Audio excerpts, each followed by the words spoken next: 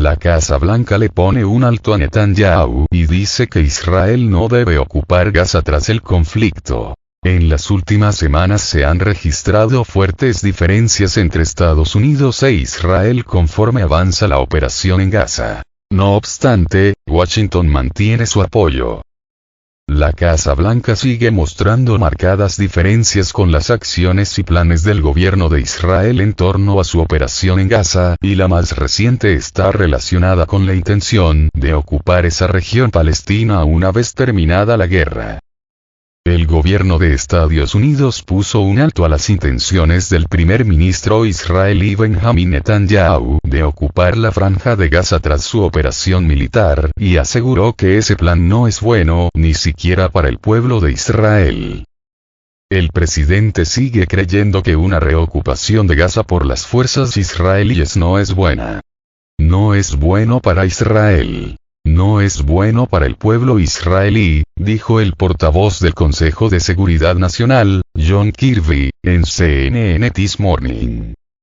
Estas declaraciones se presentan después de que Netanyahu afirmara el 6 de noviembre a ABC News que Gaza debe ser gobernada por quienes no quieran seguir el camino de Hamás, para después añadir: creo que Israel tendrá, durante un periodo indefinido, la responsabilidad general de la seguridad, porque hemos visto lo que ocurre cuando no la tenemos.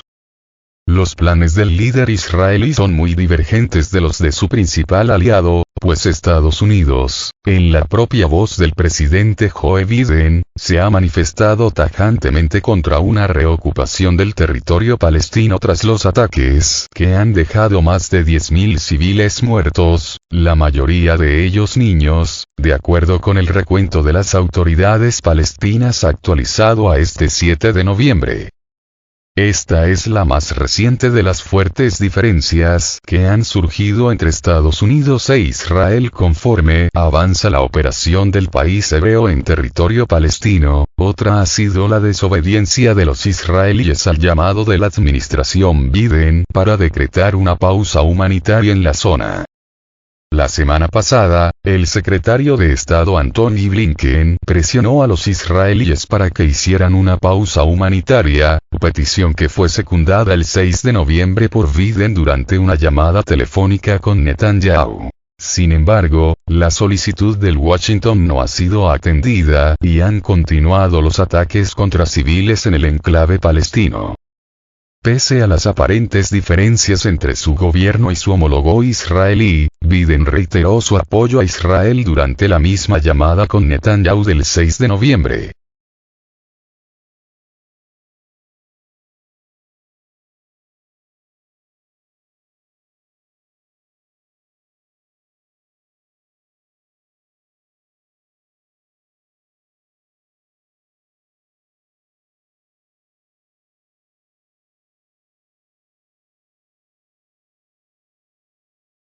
Netanyahu está moralmente destruido, eso es seguro.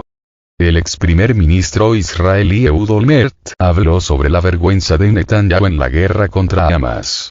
El ex primer ministro israelí Ehud Olmert criticó duramente al actual jefe de gobierno, Benjamin Netanyahu, acusándolo de un grave fracaso en el campo de la seguridad nacional y señalando su destrucción moral tras los acontecimientos del 7 de octubre.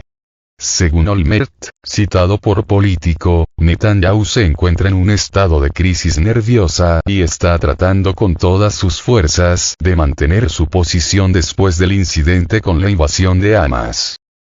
Olmert acusa a Netanyahu de construir una imagen de señor seguridad a lo largo de su carrera, pero los acontecimientos recientes han socavado ese estatus. Además, el ex primer ministro cree que Netanyahu está tratando de preparar el terreno para tomar el control total de la seguridad en la franja de Gaza por un periodo indefinido, lo que podría ser un movimiento arriesgado en caso de una victoria sobre el grupo islamista. Netanyahu cometió un error. Está moralmente destruido, eso es seguro. Ha trabajado toda su vida bajo el pretexto inverosímil de que él es el señor seguridad, escribe Político. Tales declaraciones elevan significativamente la temperatura política en Israel, donde las cuestiones de seguridad nacional están tradicionalmente en el centro de la agenda política. Las agudas críticas de Olmert reflejan la profundidad de las divisiones dentro de la clase política israelí sobre cómo garantizar la seguridad del país y la eficacia del liderazgo actual.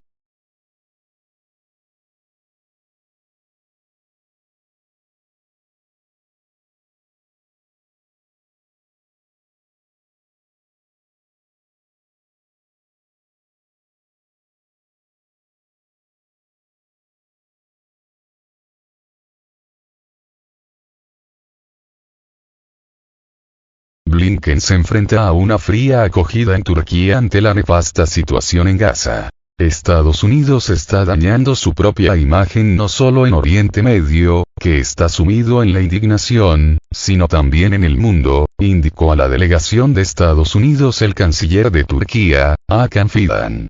El secretario de Estado de Estados Unidos, Antony Blinken, y su entorno llegaron a la capital turca para las negociaciones sobre el conflicto palestino-israelí. Al recordar que todos los pueblos del mundo, especialmente las naciones de la región, desde París hasta Londres y Washington, han rechazado la masacre masiva que presenciaron, Fidan notó que Estados Unidos está dañando su propia imagen no solo en la región, sino en todo el mundo.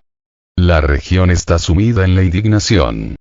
Estados Unidos está poniendo a todo el mundo en una situación difícil.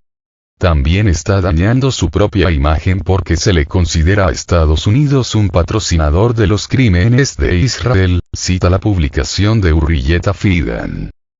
Las negociaciones tuvieron lugar en la capital turca. De acuerdo con la prensa nacional, Fidan y su delegación denunciaron de forma abierta numerosas muertes de civiles, incluidos niños, en la franja de Gaza. Ankara también hizo hincapié en considerables daños infligidos a las infraestructuras del enclave palestino, así como en los crímenes de lesa humanidad perpetrados por las fuerzas israelíes. Además de las declaraciones de la parte turca, los medios se centraron en la fría acogida de la delegación estadounidense durante el evento, sobre todo, la ausencia de altos funcionarios de Turquía en las conversaciones. Incluso la llegada a Ankara del secretario de Estado de Estados Unidos llamó atención, ya que Blinken fue recibido en un andén oscuro por el embajador de su país con la mano metida en el bolsillo.